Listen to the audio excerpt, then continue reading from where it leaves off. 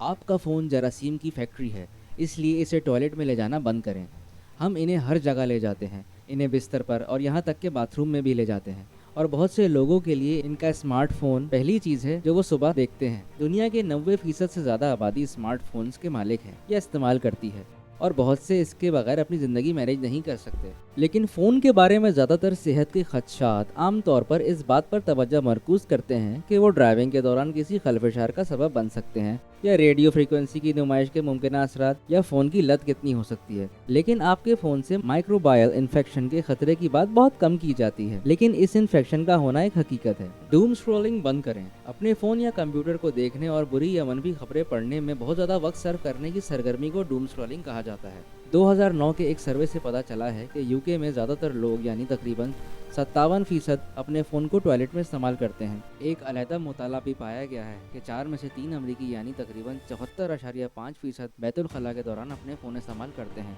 लिहाजा ये हैरत की बात नहीं है कि मुताले से पता चला है कि हमारे मोबाइल फ़ोन टॉयलेट सीटों से ज़्यादा गंदे हैं। हम अपने फ़ोन बच्चों को उनके साथ खेलने के लिए देते हैं, जो अपनी हिफ्ज़ाने सेहत यानी हाइजीन के लिए बिल्कुल शऊर नहीं रखते। हम अपने फ़ोन का इस्तेमाल करते हुए भी खाते हैं और उन्हें हर तरह की गंदी सतहों पर नीचे रखते हैं। ये सब हमारे फ़ोन पर जरासीमों को मुंतकिल कर सकते हैं। साथ ही साथ इन जरासीमों के खाने के लिए खाने के ज़ख़ायर भी मुंतकिल कर सकते हैं। ये अंदाज़ा लगाया गया है कि लोग अपने फ़ोन को हज़ारों या कम से कम सैकड़ों बार तो पूरे दिन में छूते ही हैं, और जबकि हम में से बहुत से लोग बाथरूम जाने, खाना पकाने, सफाई करने या बागवानी करने के बाद अपने हाथ बाकायदगी से धोते हैं, लेकिन हम अपने फ़ोन को छूने के बाद अपने हाथ धोने पर गौर नहीं करते, ये देखते हुए कि फ़ोन कितने गंदे हैं और जरासीम से मुतासिर होते हैं। अब मोबाइल फ़ोन हाइजीन के बारे में मज़ीद सोचने का वक्त आ गया है।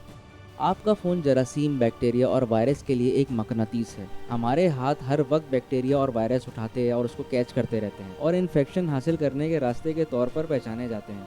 इसी तरह वो फ़ोन भी हैं जिन्हें हम छूते हैं और उससे जरासीम, बैक्टीरिया और वायरस कैच करते हैं। मोबाइल फ़ोन्स के माइक्रोबायोलॉजिकल कॉलोनाइजेशन पर किए गए मुतादिद मुतालात से पता चलता है कि मोबाइल फ़ोन्स बहुत से मुख्तलिफ़ किस्म के मुमकिना तौर पर पैथोजेनिक बैक्टीरिया यानी बीमार करने वाले बैक्टीरिया से आलूदा हो सकते हैं। इनमें शामिल ई कॉली, ये बैक्टीरिया इंसानी स्टूल से आता है और इस हॉल यानी डायरिया का सबब बनता है। स्टेफिलोकोकस जिल्द के इन्फेक्शन का सबब बनता है। एक्टिनोबैक्टीरिया ट्यूबरक्लोसिस डिप्थेरिया का सबब बन सकता है। सिट्रोबैक्टर दर्दनाक पेशाब की नाली के इन्फेक्शन का बाइस बन सकता है। एंट्रोकोकस मेनिंजाइटिस की वजह से जाना जाता है। इसके अलावा क्लेप्सिला, माइक्रोकोकस, प्रोटियस, सोडोमोनास और स्ट्रेप्टोकोकस भी फ़ोन पर पाए गए हैं, और इन सबके इंसानों पर यकसा गंदे असरात हो सकते हैं। तहकीक से पता चलता है कि फ़ोन पर मौजूद बहुत से पैथोजेंस अक्सर एंटीबायोटिक मज़ाहम होते हैं, यानी इनका रिवायती अद्वियात से इलाज नहीं किया जा सकता।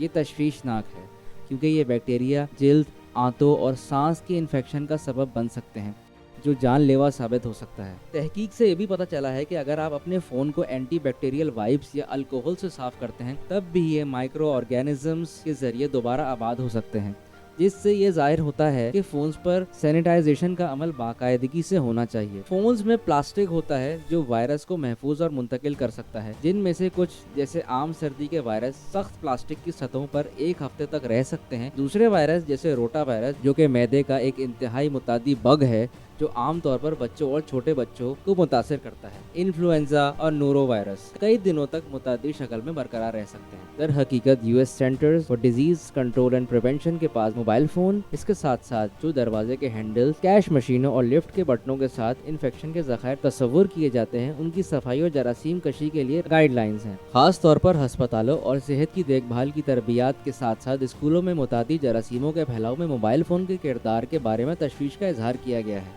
अब सवाल ये है कि हम अपने फ़ोन को जरासीम से कैसे पाक करें। ये वाज़ेह है कि आपको अपने फ़ोन को बाकायदगी से साफ़ करना शुरू करने की ज़रूरत है। फेडरल कम्युनिकेशन कमीशन दरअसल आपके फ़ोन और दीगर आलात की रोज़ाना सफाई की हिदायत करता है, क्योंकि ये वायरस सख्त प्लास्टिक की सतहों पर कई दिनों तक जिंदा रह सकता है। अल्कोहल पर मबनी वाइप्स या स्प्रे इस्तेमाल करें।